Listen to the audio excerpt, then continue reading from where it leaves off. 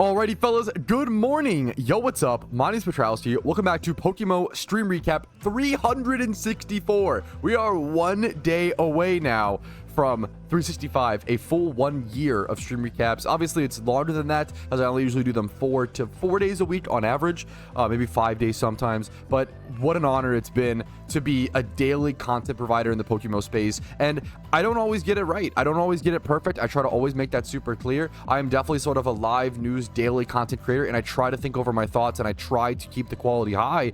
But a lot of this is just discovering things with people and kind of riding the waves of the MMO community and just seeing what's happening. And I appreciate everyone who's ever watched a single stream recap. Even if this is your first, welcome. It's an honor to have you. Like the video if you enjoy it, as always. Dislike if not, that's totally okay. I want your genuine feedback, and subscribe to the channel for daily PokeMMO videos. All right, let's go ahead and jump into the basics.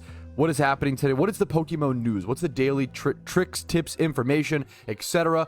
We have Shiny Wars updates on how the event is going. Field Team 7 still very much in the lead. This is the live leaderboard, the first year we've ever had a live leaderboard for Shiny Wars. Field Team 7 still in the lead by a few hundred points, like almost 400 points, but that lead has been slimming down a little bit, dude. ETG, Team Moon, and OH, or QH, excuse me, have all been hunting very, very, very hard. ETG now within 400, if my math is terrible, 375? Their 375 point difference? That's fucking impressive. They're popping the hell off. That's, people are really, it's anyone's game still, man. There's about 11 days left, I want to say. About 10 days-ish left in Shiny Wars. A little bit more than that, I think. Maybe 2 weeks, but it's anyone's game. Shiny hunting is such a... There's a lot of RNG, but it does come down to who is shunting. How many people are shunting efficiently enough for the longest periods of time consistently? It's difficult. I know it sounds silly. Oh, just sit there and click the button, Patrouski. So easy. I dare you to try to sit there and pop Sweet Scent hordes and do it tick perfect, or like almost close to it very, very efficiently for 14 hours or more a day. It's tough. That consistency is very, very, very difficult.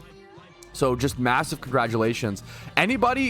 I think anybody who's in the top 50 deserves a congratulations. It's really fucking impressive. Shiny hunting is difficult in PokeMMO. It takes a certain willpower, a certain stubbornness to not give up. That's what it's all about. Shiny hunting in PokeMMO has always been about fighting the urge to give up. That's most of what it represents. And I just, congratulations to people who are going to be in top 50 and get that limited vanity that will only ever be awarded to people who place top 50 in Shiny Wars. That's very fucking cool, in my opinion. Next up, time for some bird watching. A catch event we've known is coming up for a while. A Starly catch event on the 3rd of August, Sunday at 11 a.m. ET. It's over in Sinnoh. 1 hour to catch as many Starly, Ralts, Roselia, and Staravia as possible. There will be a shiny Starly prize, as well as you get 1,000 RP, 500 RP for second place. Third and fourth get 250 RP. If you're an Ironman or a main account, right now is the best time to get free RP because event season is coming up. All the new RP items, maybe certain new items. Obviously, chum buckets are very popular right now. RP has never been, it's really like hype right now. It's really popular. It's in higher demand for sure. I actually haven't checked how is RP doing price wise. It's gone up a little bit, but RP is still pretty cheap. I'm actually shocked how cheap RP is over on the GTL still. 2.2 mil for 1,000 RP is generally a cheaper ticket historically. I've seen 1,000 RP get as cheap as 2 million Pokeyen. That's the lowest I've ever seen it. And then I've seen it as expensive as 3,000, 30, sorry, not 3,000, 3 mil, 3.2 mil. I've seen 3 mil, 3.2 mil per 1,000 RP vouchers in the past, but that was at a different time where I feel like that was about 3 years ago where I feel like the game was popping off, but there wasn't as many whales, and now we have a bit more whales. Credit card swiping for us to buy the RP so people like myself and my main account can just buy the vouchers. Continuing onward though, let's go ahead and jump into it. Someone said, people always overbuy RP during events. No, it's coin flip. It's 50-50. RP is one of the hardest things to predict when going into an event. That's why it's tough to explain. RP, so it's whether it's how many people are going to want, it all comes down to supply and demand. Very simple economy stuff, right? It all comes down to how good is the new Halloween, Christmas, Lunar New Year event vanities. How good are those vanities? How much do people want them? And then also how many people are going to be credit card swiping to get Pokeyen or RP during that event. How do you predict that? It's really, really hard. It's really, really, really, really hard. Yeah, it's I think RP is one of the hardest things to predict. It's very 50-50, similar to gift shop vanities. Gift shop vanities are not like great safe investments. They're very 50-50 coin flip. All right, over to the suggestion box, which is a forum thread on the, all of this is on the official PokeMMO forums, by the way, if you're looking to see this for yourself in live time and read through it carefully. You can actually suggest things to add to PokeMMO, add to the game, allowing players to keep a level 1 version of the KOTH, or King of the Hill, legendary Pokemon. For those who don't know, you can catch Mewtwo in Kanto, you can catch, I believe, Arceus in Sinnoh, Keldeo in Unova. There are certain, like Rayquaza, Lugia, I think those are all 5. You can catch King of the Hill style legendaries, and you can only own them for a temporary period of time. Once you catch these legendaries, people are able to battle you and steal them from you if they defeat you in battle, if that makes sense. Now, it's a really cool achievement that some people go for. You get a little bit of, I believe, BP. You get a little bit of BP for claiming the legendary, and you get the Pokedex entry, which you don't need that Pokedex entry for complete Pokedex, thankfully. But in general, the reward is pretty low. The reward is pretty low for going for a King of the Hill legendary, and I think it'd be really cool to add some extra incentive. Now, Usopp does recommend, who's a member of my community, I want to clarify. So I'm biased to some extent, but even though I don't super agree with his suggestion, a level 1 version being sent to your mail or PC cannot gain experience. I think it's a cute, cool thing. I wouldn't want it to take up box space personally. Obviously, you probably could just release it, but I do agree with his sentiment. I don't love his idea personally, but it's not bad. It's not a bad idea. It's a very valid option. I do think that there should be some sort of incentive, in my personal opinion, extra incentive for going for the King of the Hill legendary. There's not a whole lot of people that do it. I think it should be a little bit more encouraged. It's a very, very cool activity, in my opinion. All right. Another suggestion box. Please reveal some of the hidden information. I couldn't agree more. I think having PokeMMO devs like to keep some stuff hidden and like to not include everything in dev blogs, because it does add a feeling of whimsy and excitement. And I think doing that for the first few months of a patch is beautiful. One of the coolest experiences I will never forget because of this decision, one of the coolest experiences in PokeMMO history was they didn't tell anybody that they added secret shinies to PokeMMO. It was not known that secret shinies existed until someone listed a Bellsprout, I believe. It was either a Bellsprout or an Oddish on the GTL, and it had a different shiny particle effect. And everybody in unison was like, what the fuck is that? And we all hovered over it, and everybody in live time saw the first secret shiny in PokeMMO, and everybody was astounded. We were like, what is that? What's this? It was one of the coolest experiences to have blind. It is really beautiful. I really like they add some stuff like that without putting it in the update log. However, yeah, legendary birds. They didn't tell anybody that roaming legendaries were in the game until people found them. Could you imagine the rush to your computer when someone was claiming they found Zapdos in the wild in PokeMMO and had a screenshot, and you were like, what? Like, it was a beautiful, beautiful experience. However, months and months pass. Why, you know, if even a year, one full year passes, I think we should have the rates on things like, we do have the rates on secret shinies, thankfully, and stuff like that, but we don't know the legendary rate, right? We don't know the legendary shiny rate. We know that it's higher, but how? This guy asked great questions. What's the drop rate of ultra rare cosmetics? Why is the ultra rare Lucky Red Envelope rarer than the ultra rare of Pumpkin and Goodie Bag? This is true. It is known by the community that the ultra rare in the Lucky Red Envelopes is generally, we don't know for sure, but it generally seems to be more rare than the other ultra rares of other vanities. We can use the white rabbit plush as an example. Obviously a very cute vanity, so it should hold some value because of that, but 68 mil for an ultra rare vanity that's 2 years old, that's fucking crazy. Versus the anniversary, ooh, what's it called? The anniversary, this is what I was thinking of. The anniversary 2022 event, ultra rare vanity item, which is only 8 mil. Obviously not the prettiest thing in the world. There's a lot of other factors that go into it, like how many people opened the product, how many people played the event, etc., etc. But there being a distinction of 8 mil versus 68 mil is crazy. Oh, sorry, 800K. I'm misreading. Excuse me. 800K, even crazier. Sorry, I'm just misreading. Excuse me. 800,000 Pokeyen. Like, what a difference, you know? Look at this. The Shadow Skull Helmet, an ultra rare event item from Halloween 2022, 580K? I can't believe how much this has fallen. Like, And not that that, you know, needs to be propped up or held up in any way or whatever, but I think it's just interesting. I think it's crazy and interesting, like, why are the Lucky Red Envelope, why are the Lunar Near Ultra Rares rarer? I don't even mind that being the case. I think it's interesting. But I would love to know the rates, right? Why are they both called Ultra Rare? That's what I don't love, is the fact they're both called Ultra Rare. That I don't love. Anyways. Okay.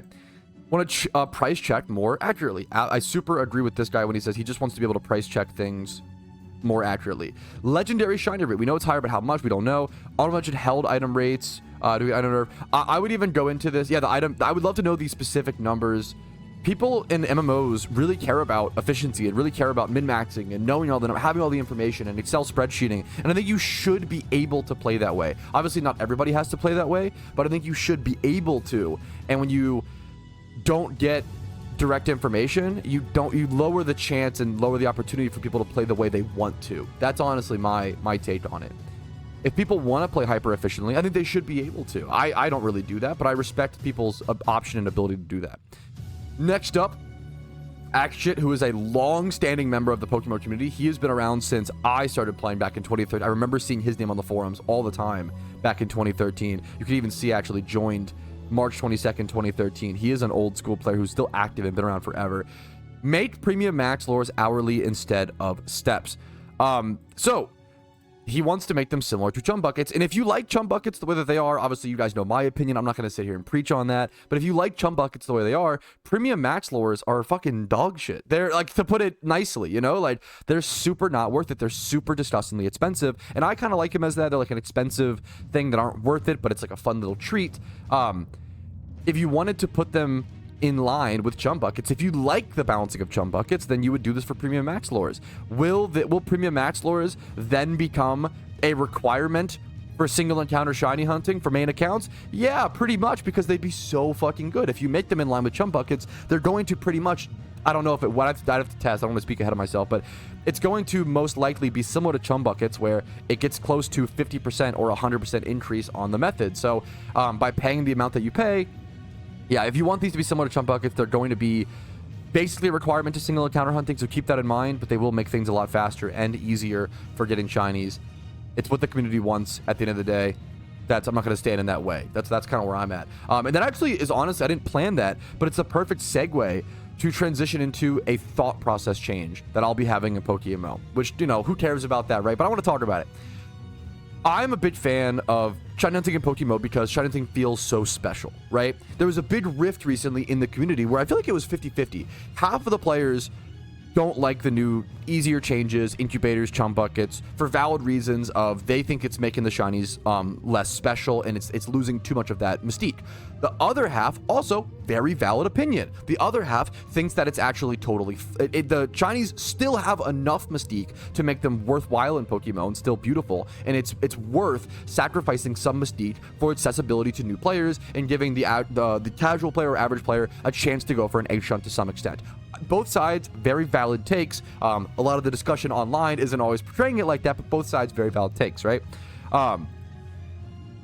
Now, there's been a big divide there. Obviously, you know where I stand. You know where I stand, right? However, what I'm going to start to do is transitioning my mentality towards, if people want the base game, the base shiny hunting in PokeMMO to be easier, I'm not going to stand in the community's way. I want the game to be the best possible for the overall community and all of the players, not just myself. It's always been my position, and I feel like I've always acted on that position. I think it's really cool that hardcore players like myself can still do hardcore hunts. We have to just be a little more creative. And honestly, what woke me up to this idea was Epoch.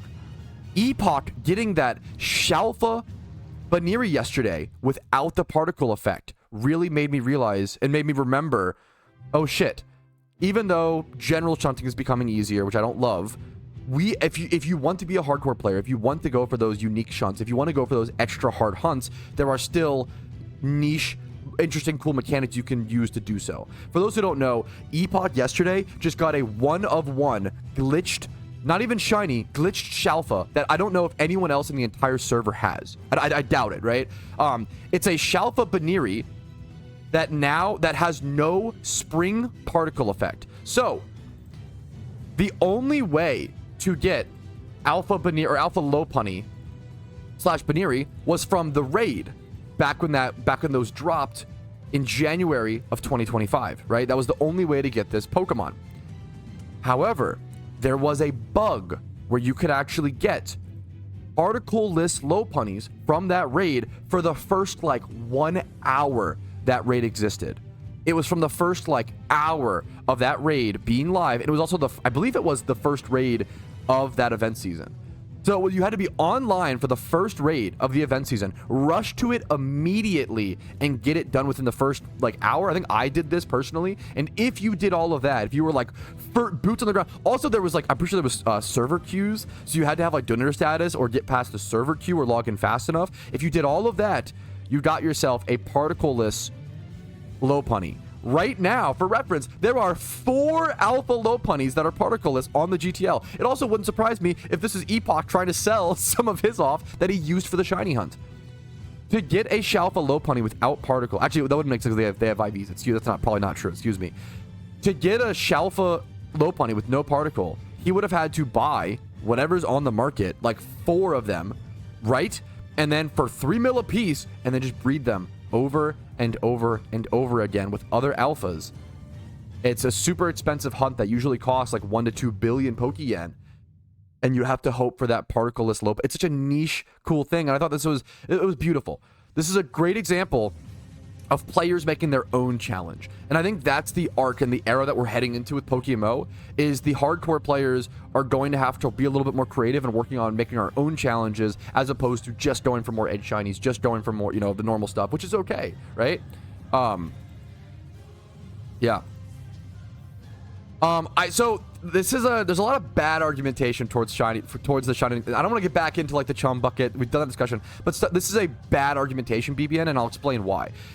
It's like this. Shinies are cosmetic, so they shouldn't make it easier because making them accessible won't unlock... Wait, maybe I'm misunderstanding. No, I misread your chat. I'm a dumb streamer. I'm the goofball. You got me. There you go. I thought you were saying, and I apologize for misreading your sentence. I've seen a lot of people saying like, oh, making shinies easier actually doesn't matter because it's just a vanity. It's just a visual thing, so who cares, right? Shiny, if all of you who play Pokemon, shiny hunting is literally one of the biggest pieces of endgame content in PokeMMO. It would be like saying, oh, mounts in World of Warcraft, like, let's just make them all 1 in 10 drop rate. Like, let's make them all, if they're just visual, who cares? People collect mounts. People collect these visuals. People collect these things. You can't just say, oh, because it has no pragmatic purpose, we can just make the rates whatever. That is so... You're not empathizing with people who care about that activity. You are clearly not a shiny hunter, and you are someone who doesn't empathize with that activity, and that disappoints me.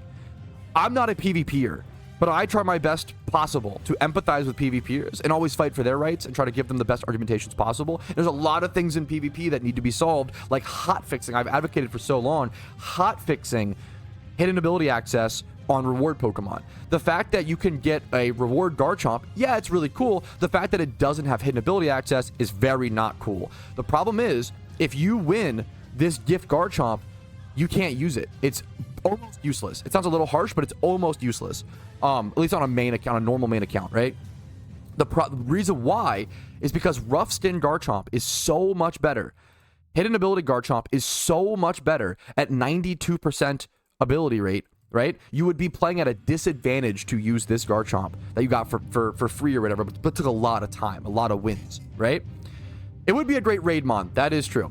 One of the other most severe examples, I'm just showing live examples. One of the other, I mean, Sableye is a great example. Sableye without Prankster is like unusable, in UU especially. It's unusable, right? You need Prankster to give it that priority.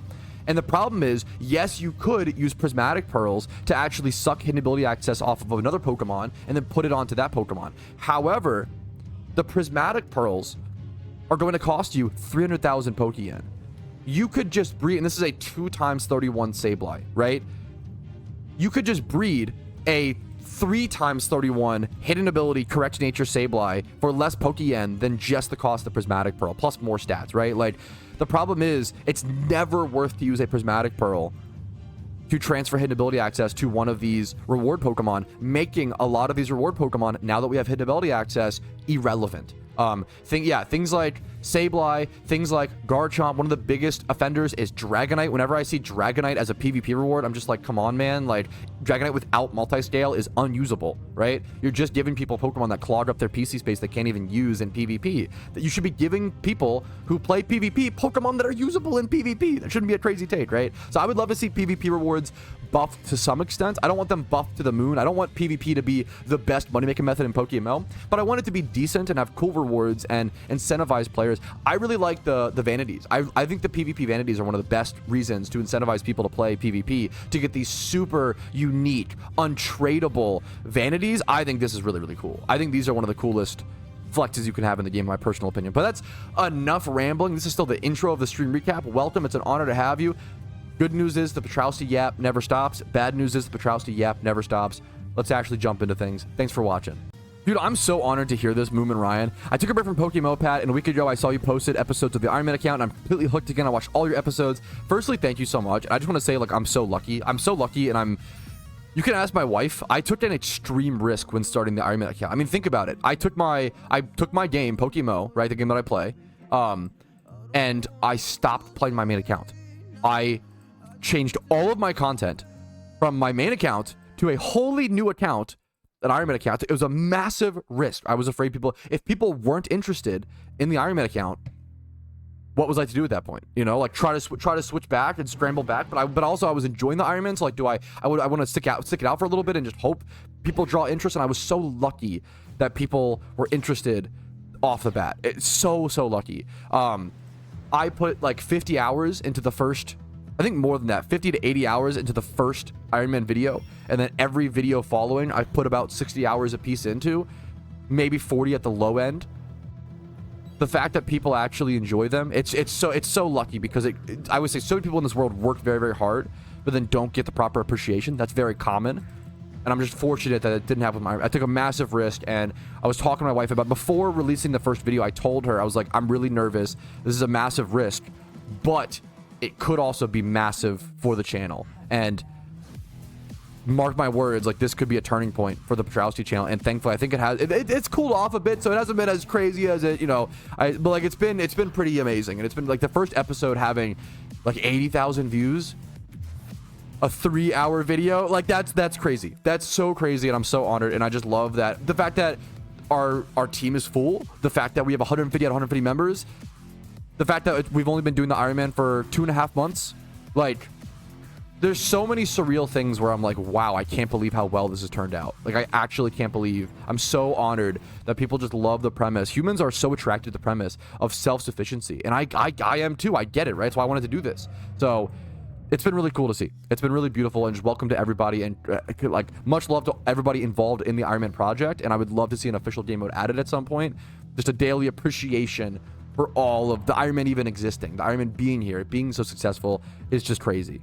No, this is a really niche, fun mechanic. I love that you brought this up, Brewski. So Brewski was saying, with legendary encounters, legendaries overtake the battle, right? But they get one roll towards it. So if you get a wild ×5 horde, not a sweet sim, but a wild ×5 horde, there is still that normal chance of the legendary taking over that encounter. But there's not 5. For my understanding, there's only 1. For mine, what the devs have said on the forums many months ago, even maybe a year ago. So technically, whenever people are legendary hunting and they get a ×5 wild encounter, right, that's actually like upping their numbers, and they might actually, like, so, you know, if someone were to single encounter, on the extreme example, if someone were to single encounter 1,000 ×5 hordes, their encounter counter would say 5k, but it would actually be only 1k rolls for the legend. That is correct. However, correctly tracking all of that would be so impractical and impragmatic that it becomes one of those things where, like, if everybody counts incorrectly, nobody is. Does that make sense? So, like, hilariously, it's one of those, like, yes, if I say that I have 900 encounters towards Entei, it might be a little bit under that precisely. It might be closer to like 800 or, I don't know, 750. It depends on where you're at, right? It's a very niche specific mechanic, right? It kind of becomes this thing of, if everybody is counting and practically, as long as we all say it, then we all have the same metric and comparisons, and it should be fine. It's very funny. It's very weird, but just one of those things. Alrighty, fellas, it is time for either your most favorites, that's not a word, or least favorite part of the stream recap. Let's jump into it. The non-PokeMMO part, the MOVIETROUSKI takes. If you don't know, I've just been watching a lot of movies. I've been into a lot of movies. I've been really enjoying movies. Do I know a whole lot about movies? No, I didn't go to film school. I don't know how to make movies. I don't know fucking shit, bro. I just enjoy them. I just talk about them. I'm not some pretentious movie snob. I just enjoy sharing my thoughts and feelings, and it's been a cool way to connect with a lot of people in my community, and everybody watches movies, so it's a cool thing to talk about. So let's jump into it. So I have to preface everything with, me and my wife have the movie pass to our local theater. It's also one of the best birthday gifts anyone ever got me. Shout out to my awesome wife. She got me the movie pass for like many months. We've been doing it for a few months now, and it's like $20 per person. You can see unlimited movies, and movie tickets are what, $15 a piece. So if you see 2 movies a month, we watch like 3 a week in theaters. We get insane value. It's so awesome. We love it so much. We have so many date nights. If you have a movie pass at your local theater, I can't recommend it enough if you actually go.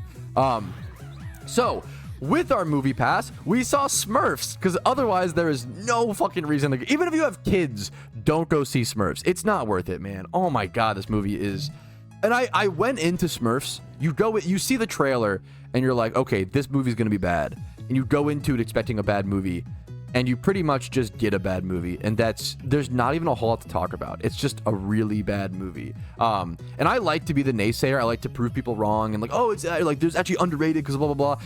Smurfs is just bad, man. There's not really any, if many, redeeming factors. It was such a boring movie that I used, they have like paper and pencils to like order food at the theater, and I used 3 different scraps of paper to write notes. For some reason, they made Smurfs Zoomer Slop, which makes no sense, because it's like, I assume this is supposed to be a movie for like literally like 3 to 8-year-olds, like young children. It's not even bad in a funny way, in my opinion. Smurfs, it's like Zoomer. The funniest parts are they do like Zoomer Slop. They mention DoorDash, LinkedIn, in something else. I forget the other. And I'm like, what are you doing, Smurfs? Like, what the fuck? At one point in a song, they rhymed Ken with end. The main villain of the movie uses Zoom to talk to the other villains, and like mentions that he owns a podcast mic. It's really, really weird. This movie should not have gotten a theatrical release. This feels like a straight to like kids streaming services movie, but for some reason, because it has Rihanna in it, which is the main lead, but like her voice acting is really mediocre. I don't know why I'm spending so much time talking about Smurfs. It's just a really bad movie. Anyways, so like any normal person, me and my wife watched Smurfs 2025 in theaters. I gave it a 1 out of 5, which is a 2 out of 10. And then we went home to watch Nosferatu afterwards. So we might be the only people on planet Earth who did, or maybe I'm wrong. Tell me in the comments if you ever watched Smurfs in theaters and then went to watch Nosferatu at home after. I'd love to hear the fellow double features twinning. Went home to watch Nosferatu. Nosferatu is a weird movie. I was expecting better, I will say. I think me and my wife both just don't love period pieces. I think they don't really stick for us, and they're kind of just more obtuse than interesting.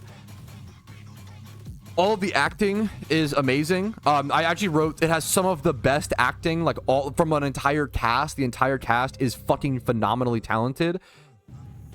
However, I do think the director, whose name I think is Robert Eggers, he's just not really for me. I think I don't really connect with his style. A lot of his stuff comes off goofy as opposed to serious, and it just I feel like I don't get the intended experience. That was what I wrote for Nosferatu. So I gave Nosferatu a 3.5 or a 7. It's still like really high quality and really good, worth the watch. I'd say 3.5 out of the second half / like last parts save it. It's definitely a slow burn. The first parts you're sitting there like I'm just not interested, especially the middle section, but it really does pick up in the later parts, in my opinion. So I think because it picked up a lot, it was like sitting at like a 2 out of 5 for me for a lot of the movie, and then it really ramped up. So I would give it a 3.5 or a 7 out of 10. Killer Clowns from Outer Space. I think this movie, I gave it a 2.5, but I almost want to say it's like a must watch, which is so weird for a 5 out of 10 movie, in my opinion. Obviously, my personal movies are the most, so please obviously understand it's the most disagreeable, subjective thing in the whole wide world. Feel free to disagree with me. Killer Clowns from Outer Space just reeks of creativity. That's the main, like, this is a really unique movie like nothing else, even by today's standards. And the main sticking point is just how unique and beautiful the clowns are, the visuals, even for the era. It came out in 1988. I think it was pretty interesting. However, the plot is just, there's basically no plot. It's just aliens kill people in clown outfits. Haha. That's it. That's it. And then the music, I really don't like a lot of the music from the 80s is what I'm, aside from like really like standout things like Halloween or whatever. But like a lot of the music from this era of movies is like really generic, like creepy. It sounds like copyright free music by today's standards. It's really, really disappointing is what I would say. Next up, we have Wine Country. Now, Wine Country is definitely, it's a movie solely for MILFs, and that's basically it. I feel like it's really hard to extract a lot of value out of Wine Country unless you are specifically a woman aged 40 to 60. That's it. It's like one of the most specific demographic movies I've ever seen. And it has, now it's Amy Poehler, Tina, I love the cast. It's Amy Poehler, Tina Fey, Maya Rudolph, Rachel Dratch. Like, it's some of the like pioneers in comedy for fucking like women for over the 2000s. Like, I can't imagine where comedy would be without these amazingly talented, fucking beautiful people. But this movie is just not for me, is what I would say. I still gave it a 2. It was still enjoyable to some. You can still attract some beauty and some joy. I gave it a 2 out of 5, which is a 4 out of 10. All right, next up, role models. Okay, this movie is now, talk about opposites. Wine Country is so far from being the demographic for me. Holy, role models might be the most specifically I've felt targeted by a movie in a really long time. Role models is literally about so it's about Paul Rudd and is it Sean, what's his name, Sean Astin Williams or something like that. They're like kind of burnouts, like 30-year-old guys who aren't successful, whatever, yada yada yada, and they end up mentoring 2 young guys who need role models. And it's literally a movie about at-risk teens who are also big fat fucking nerds. And I like that felt very fucking, you know, close to home for me personally. I loved it. I thought it was fun. People compare it to Superbad. I've always heard. I don't really see that. If anything, this might be kind of a deep cut, but the most comparable movie I see is Drillbit Taylor, which I also love. Drillbit Taylor with Owen Wilson. Check that movie out. I think Role Models and Drillbit Taylor are very similar. I love those movies. Next up, Happy Gilmore 2. Let me qualify by saying I love Adam Sandler. I've always loved Adam. I grew up on Adam Sandler.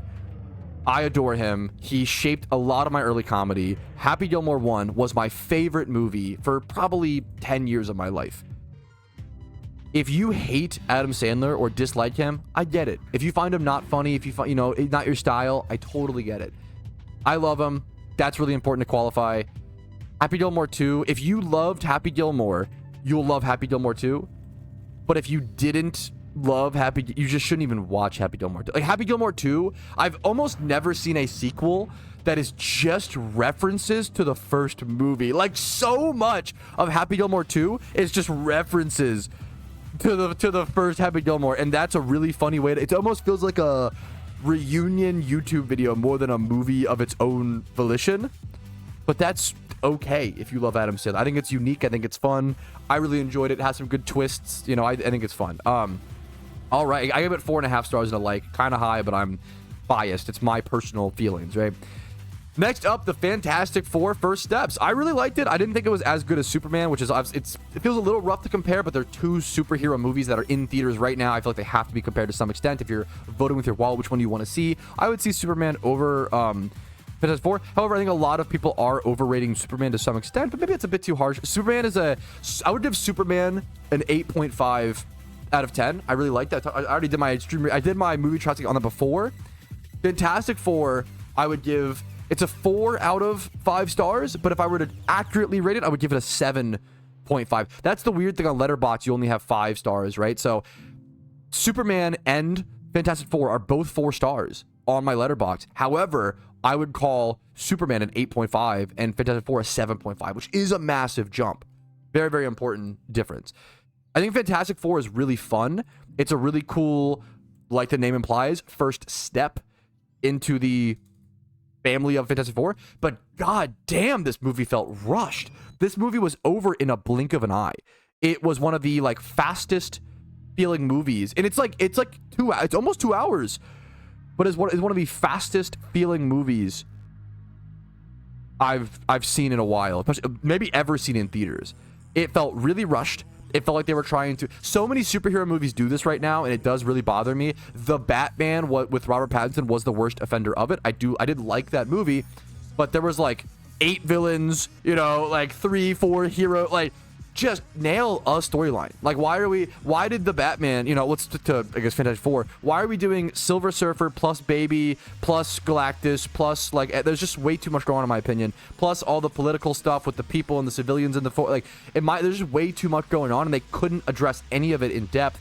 And they also, my wife made this complaint, and I super agree with her.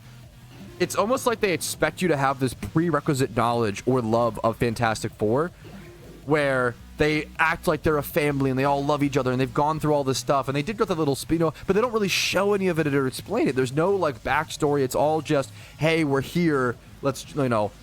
So it loses some connection because they expect that from you, in my personal opinion. Next, so I gave it, it's still an 7.5 out of 10. Really strong, fun movie, really fun theater experience. Next up, one last point for Fantastic Four. I really liked that more than any superhero movie I've ever seen, they didn't overly rely on their powers. I would argue that Pedro Pascal's power, he's like the stretchy man, stretchy guy, he relies more on his brain and his intelligence in this movie more than his physical superpower. I thought that was really cool. I thought that was a really cool, like, you don't really see that a whole lot. That was a really neat way to approach it. All right, next up is Brave. Brave is probably one of my more favorite Disney princess style stories. I was really impressed. I wasn't expecting a whole lot when going into Brave, and I was really impressed. It's a Disney princess story, so I don't have a whole lot to like add to it, but I thought it was a really cute daughter-mother story. I don't know what to say. I was shocked. It's a really cool Scottish Disney princess. I thought it was pretty. I thought it was beautiful. I thought it was cool. I thought Brave was good. There you go. It's pretty beautifully animated. Don't have a lot to say. Anyways, Inventing Anna. This is a TV show. I didn't watch this recently. I watched this a while ago. Inventing Anna, I would have never put on in my entire life. I only watched this because my wife put it on, and then I watched a few episodes, and I was hooked. And I don't know why. For some reason, this show really stuck with me. It's really interesting and unique and weird, and the acting in it is phenomenal from Anna and from the reporter to some extent. A little bit less than Anna, a fair bit less. The Anna actor is amazing. But yeah, it was just a really weird story based on a true story about a girl named Anna who basically like invented this whole life and tricked a lot of people into getting a bunch of investments for like a project that she was going to do, but it never came to fruition. It's a very weird, interesting, true story. It's a pretty short TV show. Check it out. Next up, another movie I saw in theaters. It's still in theaters. Eddington. Man, Eddington was a massive subversion of expectations. I want to say first things first, which was weird. I didn't know Eddington. I strongly recommend you know this heading into it. Eddington is a COVID movie. I didn't know that heading into it, and that definitely, like, it took me a second to mentally adjust to that. They didn't include that in like any of their marketing, which I really don't like. There's like one poster where he has like a mask coming off. I didn't realize that. So it is a COVID-based movie, and you don't always want to watch that. It's, you know, you don't always want to engage with that sort of content. I get that, right? So it's a political commentary, a COVID-based movie, but fuck, I was impressed. It took me a bit. I was laughing at it at the start. I thought it was like funny. I thought it was goofy. Hilariously, a lot of the strengths of Eddington lie in its comedy. I'm gonna read a bit of my review. Let's just go ahead and see. I say I call it the funniest comedy horror movie based on a true story, but not actually. Eddington is definitely a slow burn. It's a goofy odd COVID movie comedy at first, turned into a tragic commentary on the social setting of 2020 and even coming to now. It's considered a modern neo-Western, which is way too many convoluted words for me in my personal opinion. I think it's a really interesting, empathetic portrayal of the landscape, and it's a little like everybody's a bad person at times, which is a little, I don't love that. But Eddington is really unique. Just expect a more heavy political commentary, COVID experience going. That's what I was, because I didn't know that, and that kind of threw me off a bit. But I still really enjoyed Eddington. Obviously, as you can see, I give it a 4.5 and a like. And I think this is a movie that will stick with me for many years down the road. I was really impressed. It's a movie that teaches empathy, and the art of Eddington, the thumbnail art, it's hard to see. Let's see if I can zoom in on it really quick. The art is I didn't get it until I watched the movie, but it's 2 bison or bulls knocking another one off a cliff, and it's to represent like the stubbornness and social inness of humans, and how we will exile people who don't agree with us. And it's like a scary like thing of like, hey, be you know, maybe don't push people off cliffs sort of situation, because bad things will happen, right? Next up, Piranha 3 Double D. Okay, this is a trash movie. It's a fun trash movie. You cannot watch Piranha 3D without understanding that it's a dumb trash movie. It's NSFW, so I can't talk about it too much. It's a horror, it's a nudie horror movie that's meant to be really stupid and really dumb, and that's like the main takeaway. David Hasselhoff is in it, and his role is very fucking funny, in my personal opinion. My biggest takeaway, my biggest advice with Piranha 3DD is it's really important watching something with intent.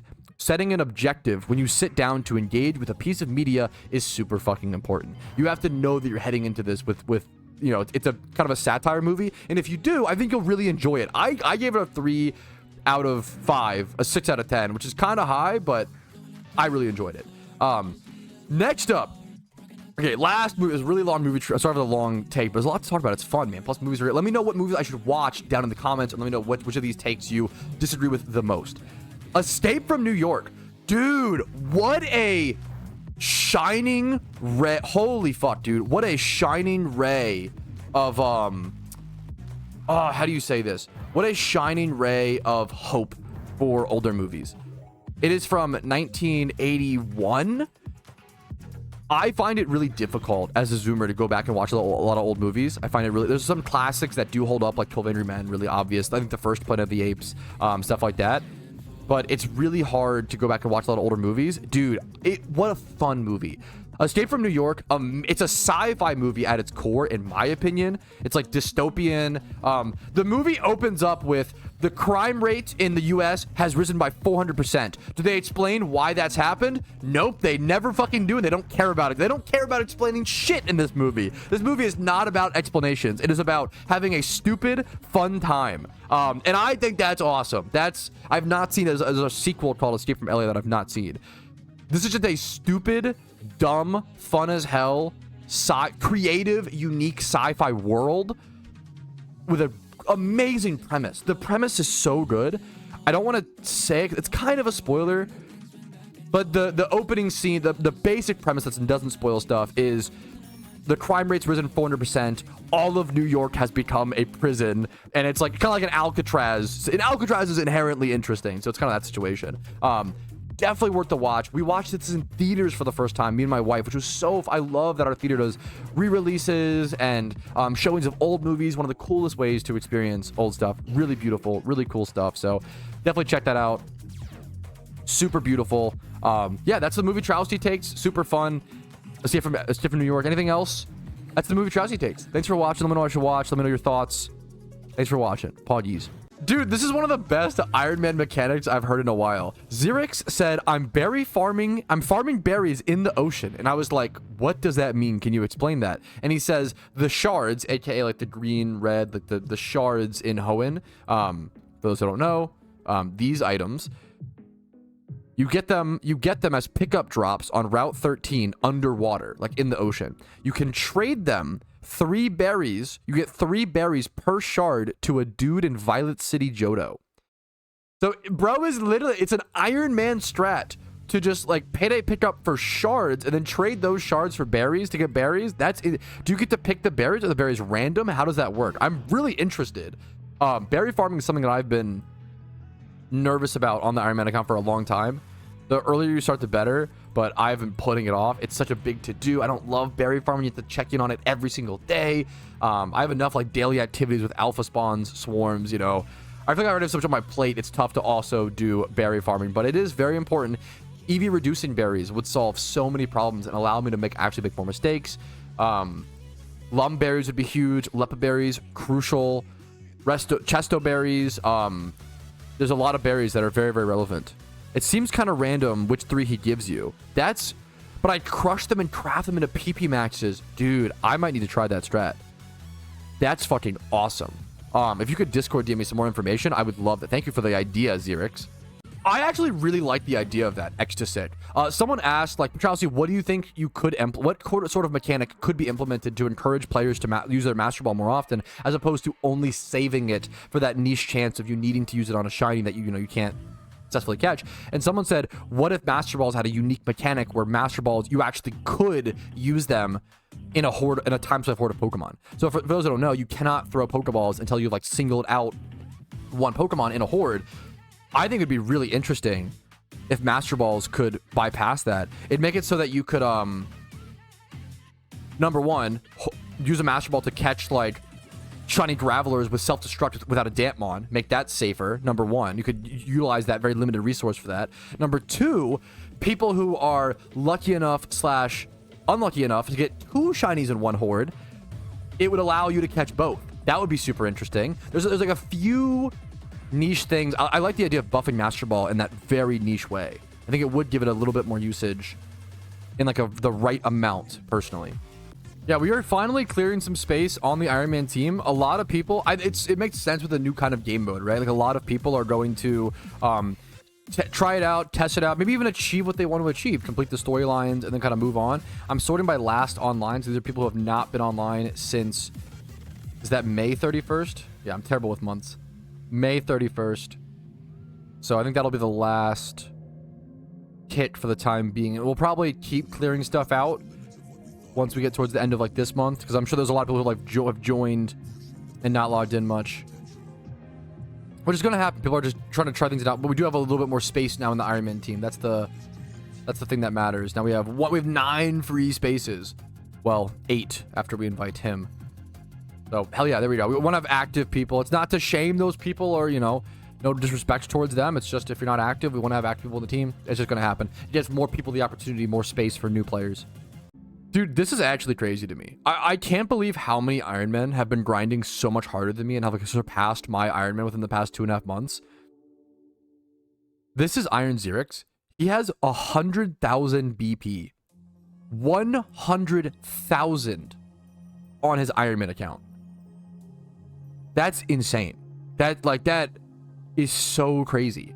I think I get like, for reference, that would take me like 50 hours, I think, if not longer, of grinding at Battle Tower. And he's gotten it through PvP, which I think takes longer. But that's insane. Dude, just congrats. That's so impressive. That's so, what a cool Iron Man. I'm so thankful for some of the screenshot. What a cool Iron Man achievement. That's amazing. All right, I haven't said it yet as well, but I do want to quickly take the time to say I am sponsored by Factor this month, boys. Factor is so back. Sponsors that take on small content creators like myself allow me to do things, allow me to make content, allow me to have more freedom to try to make interesting stuff. Like, without sponsors, the Iron Man series might have never happened because I wouldn't have been able to take that risk. So if you want to support me, support the sponsor, check out the first link in the description. It's Factor. I love it. It's little meal.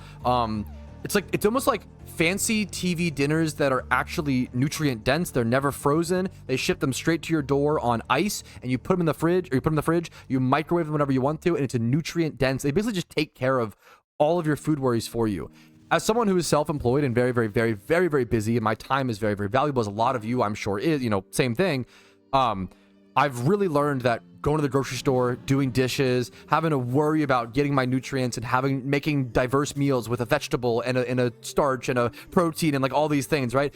It's a lot. It's difficult. It can be done. People do it every day, but it's a lot. And sometimes being able to pay Factor to handle that for me, get 50% off. With the 50% off discount on your first order using my link in the description, it's hard to go wrong. I think that's the real kicker. If it wasn't 50% off, you know what? I think it's a person-dependent thing. I wouldn't recommend it as a product unless your lifestyle really is fast-paced and busy and yada, yada, yada. With the discount, I feel like it's worth for everybody to try. And I really, really mean that. check out Factor. It's the best way to support the stream, and I truly do believe in the product. I used it last year for Shiny Wars, and it was a lifesaver. Check it out. First link in the description, and it's the best way to support the stream. All right, a 4-hour stream filled with yapping, dude. I feel like I just didn't shut up today, and that's the Patrouski Classic. I hope you guys enjoyed as per usual. Thank you for watching. As always, thank you for your time. Like the video if you enjoyed it. Dislike if you didn't. Subscribe to the channel for daily PokeMMO videos every single day. I do upload every single day. Follow me on Twitch for streams Monday through Thursday at 12 p.m. ET. Discord is down below if you're interested in that. If you want to go above and beyond and support the content, YouTube memberships, Twitch Primes, Twitch subs, PayPal and Venmo, and Factor. First link in the description. Thank you all who go above and beyond and support me. I couldn't be here without you guys. It really does make the difference. And I hope the content, I hope the guides make it worth it. That's all I can ever say. And I'm going to keep trying every day to be better and better and better, make more guides, make cooler content, and grind on the Ironman as well. I'm going to keep hunting for Entei. I'll see you guys later. Have a good night. Good luck on your grinds. And for now, peace, Reno. I'll see you tomorrow. Yo, what's up? Outro Patrouski here. And I wanted to take this time to say thank you to everyone who goes above and beyond and supports my channel. Your names are all listed here. You make it possible for me to make helpful and mildly entertaining content for the game that I love and make it available for free for everyone to enjoy. Thank you so much for allowing me to even be here.